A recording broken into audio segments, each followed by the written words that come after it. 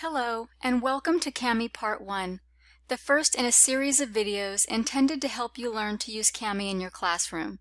You will be provided with a copy of this slide deck, so you don't need to worry about taking notes.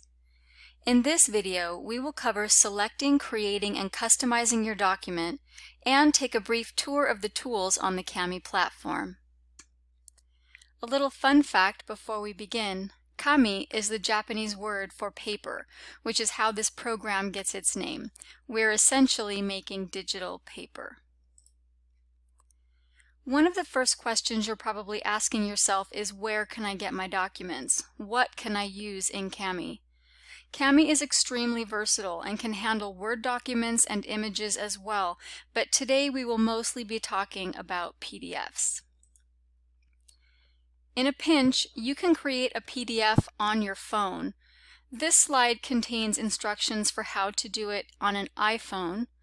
You can take any type of document, image, or file on your phone, tap Share, select Print, pinch it to view it full screen. That creates a PDF, then you export it.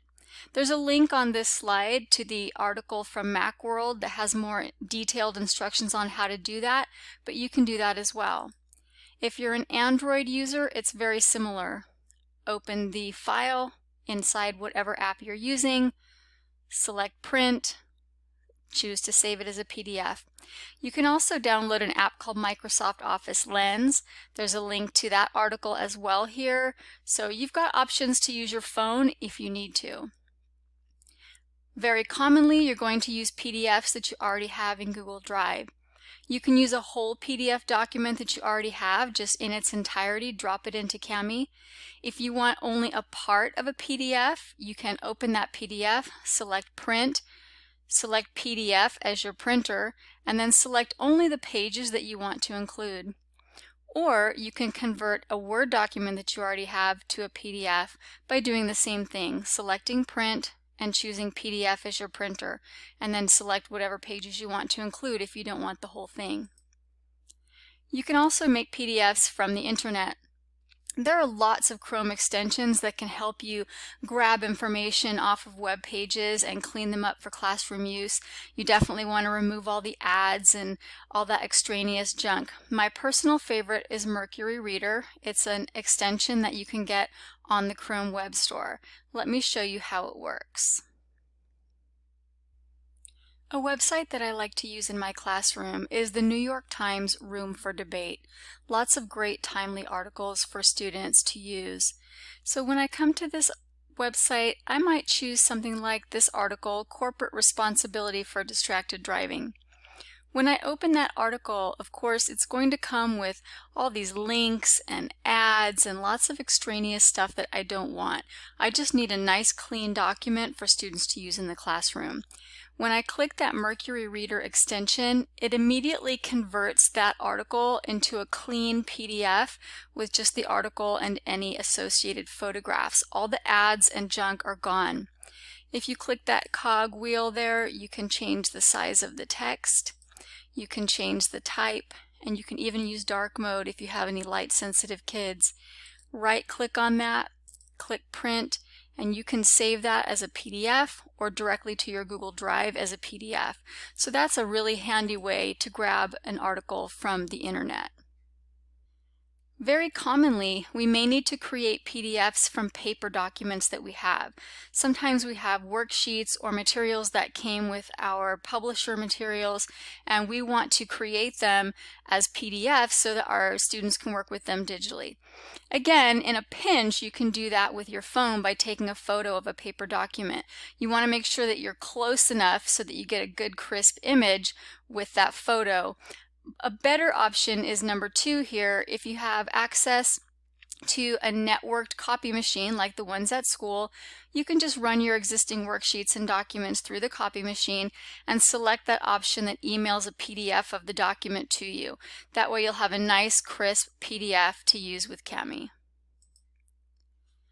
Getting started with Kami, If you're signed into your school account and you open any PDF, it should open in Kami automatically. Otherwise, you can get started with Kami by going to web.kamihq.com and you'll get a screen that looks like this. From here, you can open documents with Kami, create an assignment for Google Classroom, or even start with just a blank page and create your own assignment in there. To create a custom PDF with multiple PDFs that you have, you would want to select this Split and Merge tool from the top of the page. The Split and Merge tool will allow you to completely customize documents that you want to use in your classroom. You can take certain pages from certain documents or just merge whole PDFs that you have. It's really quite versatile. Let me show you how it works. For example, let's say that I want to use this worksheet with my students. When I click on that, it's going to automatically open in Kami because I'm signed into my school account. This was a worksheet on paper that came with the publisher materials, and I've just run it through the copy machine and turned it into a PDF. This particular example happens to be from a 4th grade social studies textbook, and it's just a 2-page worksheet. But I want my students to do other things. So if I want to merge this with other PDFs, I'm going to come up here to the menu button and I'm going to select Split and Merge Document. This is going to prepare my document for the process. I'm going to click Continue to Split Merge and it's going to pull in my document. To add more documents, I'm going to click on my drive icon. I'm going to select a folder. And for example, let's just say I want this piece from the textbook. So I'm going to select that and it's going to pull that in as well. If I want to add something else, I'm going to come back and add that again. Go to the folder that I want. And for example, let's just say I want this PDF as well. So now it's pulled all 3 of these documents in together. If I can add as many as I want, but I'm ready to move on, so I'm going to click Next. Now it's going to separate out every single page of these documents. And all I have to do is click and drag down here what I want. So I'm going to keep that worksheet. And let's say I've decided I don't want that to come next. I think I want this worksheet to come next. But I don't want these other pages, so I'm going to leave them up there. And then I'm going to pull down this piece from the textbook. Now if I change my mind and I want the textbook piece to come next, I can just move things around. You may have noticed there's another window open down here now. I can make another document by simply dragging things down. So now that I've created the assignment I want, it's completely customized, I need to export it. When I click this export button, it's going to tell Kami to create a new PDF of just these pages. I can download the files to my computer, I can open it straight into Kami, or I can save it to my Google Drive and then open it as a PDF from my drive. For now, I'm going to open it immediately in Kami.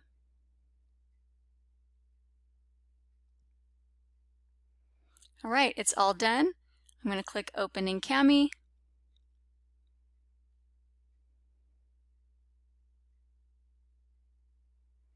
And now I have a new document. It's got this crazy name up here, so I'm going to rename that. I'm just going to call it New Assignment for right now. And you'll see down here I've got a 6-page document now. It's merged my initial worksheet with my pages from the textbook, with the other activity I added in. So I've got a completely customized assignment for my classroom. While we're here, let's take a look at the Kami tools so we can familiarize ourselves with the platform. Up here at the top, this little button here is the toggle sidebar. This will push this out. This is a list of every single page in my document. This little speech bubble is the annotation summary. We haven't made any annotations yet, so there's nothing here. I'm going to go ahead and close that for now. Down here on the left, these are all my tools. You don't have to worry about remembering what these icons mean. If you pop out this arrow, it'll give you the names of these tools.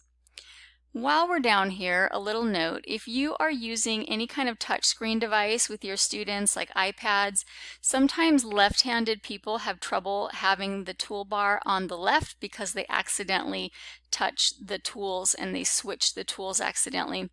This will toggle the toolbar over to the other side. So that's just there if you need.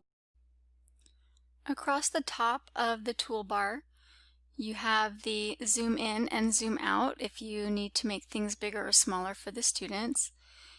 The little folder icon will open a file. You can share a document. This is especially helpful if you have students sharing documents to work together. The print and save. By the way, with save, make sure when your students are working that they always have the auto save checked.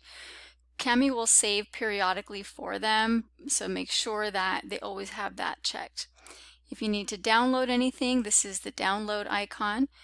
We'll talk more about that later. There's a help button, and we've already been to the menu button before, where you can split and merge. We're going to come back here in just a moment. You can create an assignment, jump to a certain page. Restore annotations is handy if a student has removed something that another student put on or something that you put on. You can rotate things if documents are loaded in the wrong landscape or portrait. You can view one page at a time, 2 pages at a time.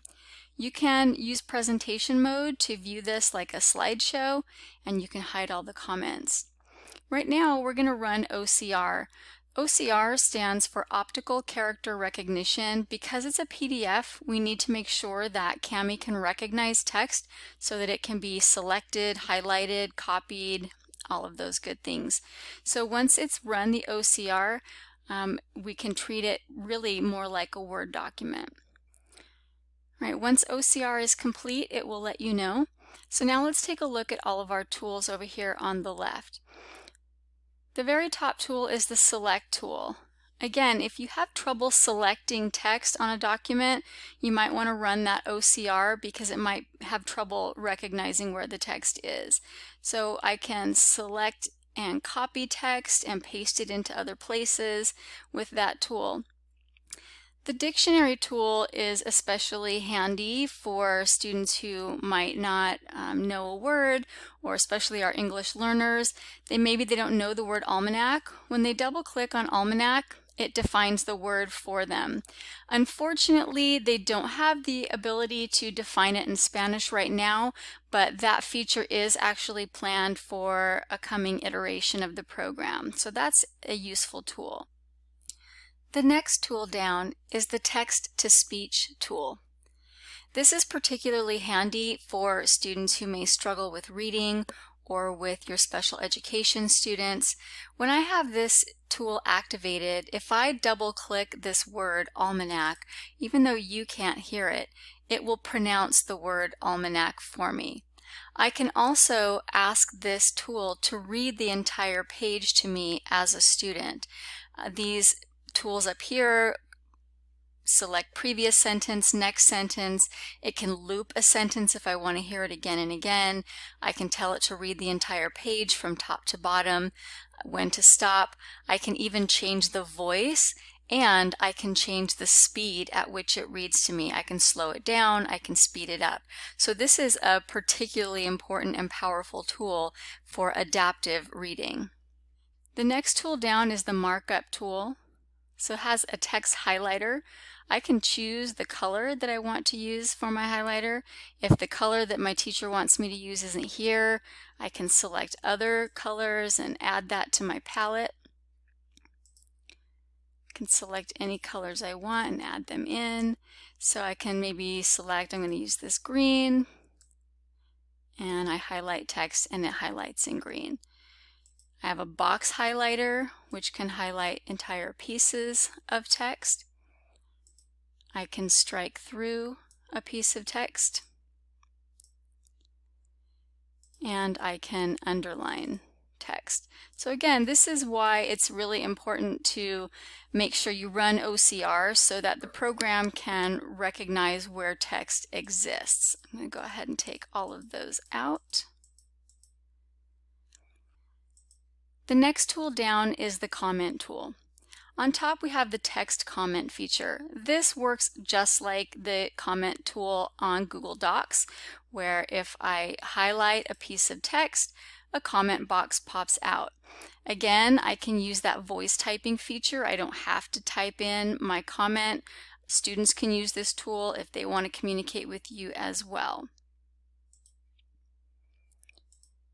The voice comment tool allows me to click anywhere on the document. It opens that up, starts recording my voice, and I can leave a text comment tool or instructions for my students, recorded audio. The video comment tool will do the same thing, but it will record me while I speak. This is especially helpful since all the research seems to show that students learn better when they can see their teacher. This last tool is extremely powerful. The screen capture tool allows me to click anywhere on the document and it opens a screen capture so I can walk my students through how to actually use the tools and what I want them to do on the document as I record that and record my voice and my face if I choose that. The text box tool is especially handy if maybe I want to change the directions. I can cover text that I don't want to use. I can just start typing new directions over here. I can add text to this document anywhere that I want. I can change the size of the type that I'm adding. I can select the colors. The equation tool is especially handy if you are a math teacher. If you're creating a document where you're inserting equations, you can select anything that you'd like here. The drawing tool allows students or you as the teacher to select the stroke thickness, the color of the line, and the transparency, and to actually draw on the document. You have a shape tool. This is especially helpful if maybe you're asking students to draw a circle around the highest point in California. Well, if I think that's it, maybe I'm going to draw it up there. So that's handy as well. I've got an eraser where I can undo anything that I've done. I can insert images from my computer, from my Google Drive, or even just do a Google search. Maybe I want to search for a mountain and I want to insert this one, and I'm just going to click to drop that right into my document. I can move it around, I can resize it, I can add anything I want to this new document. The last tool down here at the bottom is the signature tool. When you open the signature tool, you can upload images, you can actually draw your signature, you can draw it on your phone and import it. I love Bitmojis, so I have a whole bunch of my Bitmojis inserted as my files.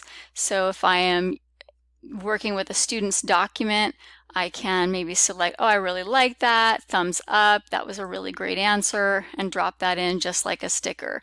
So that's really handy as well. So those are all of our tools on the left side of Kami. I hope you found that video useful and you now feel more familiar with selecting, creating, and customizing your documents, as well as the tools on the Kami platform. If you'd like to join my Google Classroom, please feel free to do so. Here's the code. Under the Classwork tab on the Google Classroom, there's a section called Kami Resources. Here you'll find a link to the PDF of the entire Kami User Handbook, 2 really excellent webinars on how to use Kami in the classroom, a link to the Kami Help articles on their website, and lots of links to how-to videos from Kami's own YouTube channel. Each video gives you which skill is being addressed, as well as the length of the video. There's also a section under the Classwork tab called Miscellaneous Resources, where you'll find Pico's favorite extensions and tools. Lots of good tools that you can use there, including that Mercury reader, and hopefully these things will make your life easier as a teacher. Thank you so much for watching Kami Part 1. Please join me for Kami Part 2, where we'll talk about creating assignments for your students.